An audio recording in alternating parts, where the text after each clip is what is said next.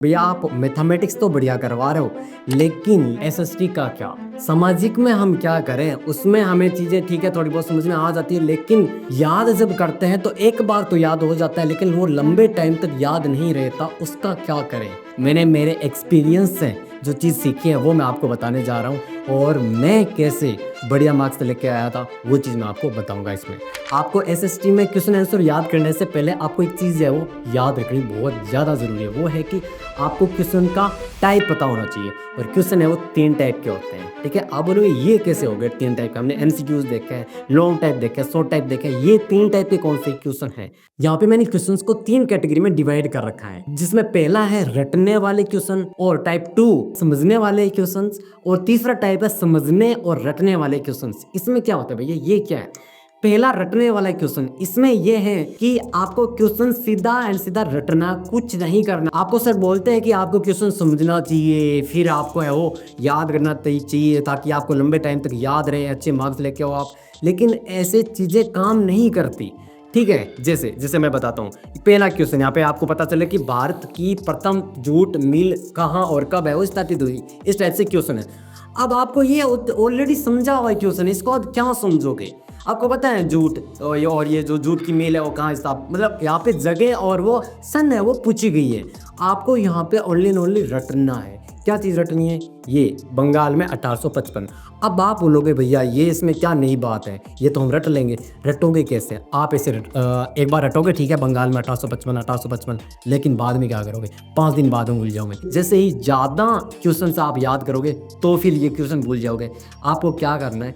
इसको टिप्स के हिसाब से याद करना है, इसको किसी चीज़ से रिलेट करके याद करना है, इसको इसका एक सेंटेंस बना लेना है। जैसे मैंने आपको याद करवाया था हाफ ईयरली एग्जाम में, गाल पे 55 जूते, इस टाइप से मैंने याद करा था। वो लाइन आप कभी नहीं भूलोगे। ऐसे लाइन्स आप नहीं भूलते, लेकिन आप नंबर्स भूल जाते हो। आपको नहीं बनानी आती लाइन, कोई बात नहीं, मैं करवाता हूँ, मैं है वो पढ़ाता हूँ इस टाइप से, और मैं आपको बता दूंगा आगे भी।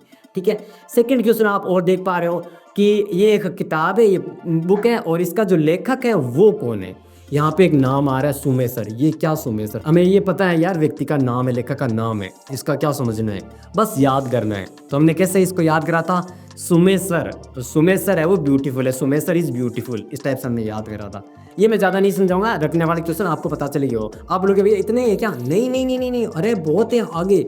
एक स्लाइड और है, देखो यहाँ पे एक फॉर्मूला है 5R रूल, ये अगर सीख लिया तो फिर खतरनाक वाली चीज़ है, मेरा बनाया हुआ फॉर्मूला है, इसको आप इग्नोर नहीं करना है। ठीक है, टाइप 2 समझने वाले क्वेश्चन, इनको आप भूलकर भी गलती से रटने की कोशिश मत करना, समझना है, अच्छे से समझना है। क्या चीज़? गिल्स क्या होते हैं? अब आप क्या करते हो? गिल्स क्या होते हैं? अच्छा ठीक है, हमें से याद करें। ये है एक प्रकार के व्यापारिक संगठन होते हैं, ये एक प्रकार के व्यापारिक संगठन होते हैं जो उत्पादन पर नियंत्रण करते हैं। ये एक प्रकार, ऐसी हरकतें करते हो आप, ऐसे नहीं रटना होता है। समझो गिल्स क्या है? ये एक प्रकार के व्यापारिक संगठन है, यहाँ पे वर्ड समझो, व्यापारिक संगठन है जो उत्पादन पर नियंत्रण करते हैं। यहाँ पे उत्पादन, नियंत्रण और व्यापारिक संगठन, 3 वर्ड ये समझना, हो गया काम। व्यापारिक संगठन भैया क्या? एक जो बिजनेसमैन जो लोग होते हैं उनका एक कमेटी होती है, उनका एक संगठन होता है, मतलब कुछ भी नाम दे दो, कुछ लोगों का समूह होता है, उसको बोलते हैं संगठन, जो उसमें बिजनेसमैन लोग होते हैं। ठीक है, व्यापारिक संगठन जो क्या कहते हैं? उत्पादन पर नियंत्रण करता है। उत्पादन यानी किसी चीज़ को बनाना, उत्पादित करना। जैसे हमारे खेतों में हमारे जो मम्मी पापा है, किसान लोग जो हैं, वो फसल उत्पादित करते हैं वो, और नियंत्रण मतलब कंट्रोल करना उस चीज़ पे। इंग्लिश में मैंने बता दिया कंट्रोल, ठीक है, इंग्लिश में ये वर्ड है, ज़्यादा अच्छे से आप समझते हो।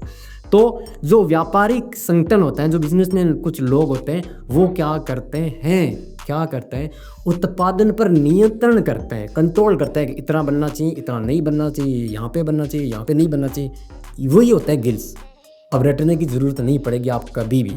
यही इस प्रकार से ये आपको करना है। मुद्रण क्रांति से आप क्या समझते हैं?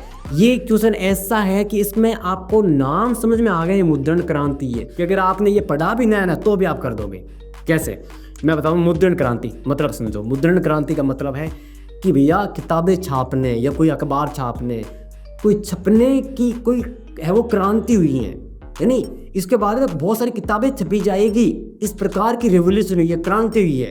इससे क्या होगा? मुद्रण के आविष्कार के बाद स्थानीय भाषा में भी वृहद स्तर पर पुस्तकों का प्रकाशन किया गया। वृहद का मतलब समझो, वृहद मतलब बड़े लेवल पे है वो किताबें छपने लगी। आई बात समझे? क्योंकि वो प्रिंटिंग की मशीन बन गई ना। आई बात समझ में? यहाँ पे पुस्तकों की कीमत में गिरावट है। जब ज़्यादा किताबें होगी दुकानों में तो उसकी रेट ऑटोमेटिक गिर जाएगी। इतना समझ में आता है ना, ये कॉमन सेंस वाली बात है। अगर ना पढ़ा है तुमने ये सवाल प्रश्न तो आप कर लोगे। तथा पुस्तकों की संख्या बढ़ने से पाठक वर्ग में इजाफा हुआ है। पाठक वर्ग समझिए क्या? पाठक पढ़ने वाले लोग। अब जब किताबों की संख्या बढ़ी है तो उसकी रेट घटी है। रेट जब उसकी घटी है तो ज़्यादा लोग हैं वो किताबें खरीद पा रहे हैं। जब ज़्यादा लोग किताबें खरीद पा रहे हैं तो इसका मतलब ज़्यादा लोग पढ़ पा रहे हैं, यानी पाठक वर्ग है वो बढ़ा है, इजाफा हुआ है। आई बात समझ? कितना ईजी है, ऐसे हम कर सकते हैं। और ये भू निम्नीकरण समझना है, कुछ भी नहीं रखना है इसमें वो लाइन नहीं बनानी है। आई बात समझ में? इसमें भू निम्नीकरण क्या भैया? भू निम्नीकरण मतलब समझो, भू और निम्नीकरण। निम्न मतलब नीचा हो जाना, करण यानी होना, ठीक है, नामकरण नाम रखना। आई बात समझे? ऐसे तो ऐसे भू निम्नीकरण यानी भूमि का मतलब निम्नीकरण हो जाना।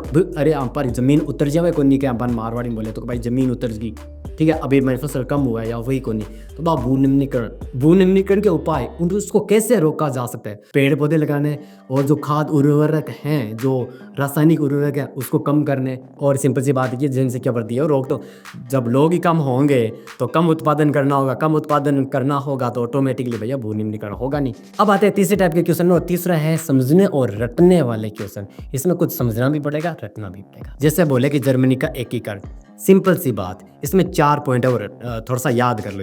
इसमें ये चीज़ है वो रटने वाली है, ठीक है। आप समझ लोगे बहुत अच्छे से, भैया समझ में आ गया। अब जब लिखने बैठोगे तो आप भूल जाओगे क्या लिखे है, समझ में तो आया हुआ है। जैसे वो तुम्हें कोई थोड़ा सा उसका हिंट देगा ना, आप लिख दोगे।